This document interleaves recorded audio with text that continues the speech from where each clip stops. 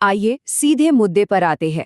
आज के इस विश्लेषण में हम एक बहुत ही क्लासिक कहानी के जरिए कुछ ऐसा समझने वाले हैं जो है तो एक पक्षी के बारे में, लेकिन असल में ये हमारे लीडरशिप, हमारे करियर और उन बड़े फैसलों से जुड़ा है जहां हमें अनजाने में बस एक छलांग लगानी होती है।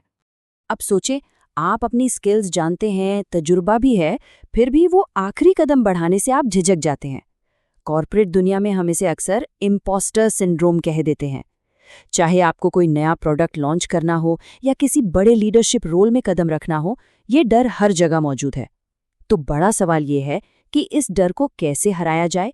तो चलिए कहानी के पहले हिस्से से शुरू करते हैं, उड़ने का डर। हमारा मेन कैरेक्टर एक युवा सीगल है जो एक ऊंची चट्टान के किनारे पर खड़ा है और अपनी पहली उड़ान भरने के नाम से ही बुरी तरह कांपा हुआ है। अगर हम कहानी के इन ओरिजिनल नोट्स को देखें तो एक बात बिल्कुल साफ हो जाती है। इस सीगल के डर का असली कारण टैलेंट या क्षमता की कमी बिल्कुल नहीं है, बल्कि ये अपने ही पंखों पर एक गहरा अविश्वास है। हमारी प्रोफेशनल दुनिया में भी तो यही होता है ना। ढेरों ट्रेनिंग और सालों के एक्सपीरियंस के बावजूद खुद पर यह डाउट हमारी सबसे बड़ी रुकावट बन जाता है। और यहाँ सबसे बड़ी विडंबना देखिए, इसके जो छोटे भाई बहन हैं, जिनके पंख इससे भी काफी छोटे हैं, वो बिना किसी डर के उड़ रहे हैं। ये हमें साफ दिखाता है कि रिस्क लेने में हमारी सबसे बड़ी बाधा कोई टेक्निकल या फिजिकल कमी नहीं होती, वो पूरी तरह से हमारे दिमाग में होती है। जैसे कोई जूनियर एम्प्लॉय बिना डरे कोई नया आइडिया पिच कर देता है और हम बस सोचते रह जाते हैं। यहीं से हम आते हैं दूसरे पड़ाव पर, चट्टान पर अकेलापन। जब आपका कंफर्ट जोन काम नहीं आता तो समझ लीजिए कि अब कुछ सख्त कदम उठाने का वक्त आ गया है। अब इसके पेरेंट्स की स्ट्रैटेजी देखिए। वो पहले बाकी बच्चों को परफेक्ट करते हैं, फिर इस सीगल को डांटना शुरू कर देते हैं। उसे कायर तक कहा जाता है और भूख की धमकी दी जाती है। लीडरशिप में इसे आप टफ लव या एक तरह की सख्त मेंटरशिप कह सकते हैं। ये एक सीधा मैसेज है कि अगर आपने परफॉर्म नहीं किया तो टीम आपको पीछे छोड़कर आगे बढ़ जाएगी। अगले ही दिन उस सीगल को एक बेहद कड़वी सच्चाई का सामना करना पड़ता है। डर के आगे झुकने का सीधा सा मतलब था उस चट्टान पर बिल्कुल अकेले छूट जाना। किसी बड़े प्रोजेक्ट की डेडलाइन से ठीक पहले या कोई बड़ा फैसला लेते वक्त हमें भी अक्सर लीडरशिप में ऐसा ही अकेलापन महसूस होता है। अब देखते हैं तीसरा हिस्सा, हताशा भरी छलांग। सवाल यह है कि जब वो अकेलापन और बढ़ती हुई भूख बिल्कुल बर्दाश्त के बाहर हो जाए तब क्या होता है। हताश होकर वो युवा पक्षी खाने के लिए गिड़गिड़ाता है। परिवार का अटेंशन पाने की बहुत कोशिशों के बाद फाइनली माँ की नज़र उस पर पड़ती है। वो एक मछली का टुकड़ा उठाती है और उसकी तरफ उड़ने लगती है। उस भूखे सीगल को पल भर के लिए राहत की एक उम्मीद दिखती है, लेकिन पिक्चर अभी बाकी है। यहीं पर आता है मास्टर स्ट्रोक। माँ एक बहुत ही सख्त सबक सिखाने के लिए बिल्कुल बीच रास्ते में रुक जाती है। खाना सामने है लेकिन पहुंच से थोड़ा दूर।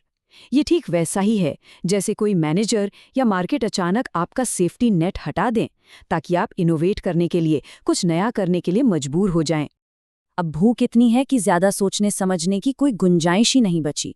जब हमारा एनालिसिस पैरालिसिस यानी बहुत ज्यादा सोचना बंद होता है ना, तभी हमारे असली इंस्टिंक्ट्स काम करने लगते हैं और वो सीगल एक जोरदार चीख के साथ सीधे उस मछली की ओर छलांग लगा देता है।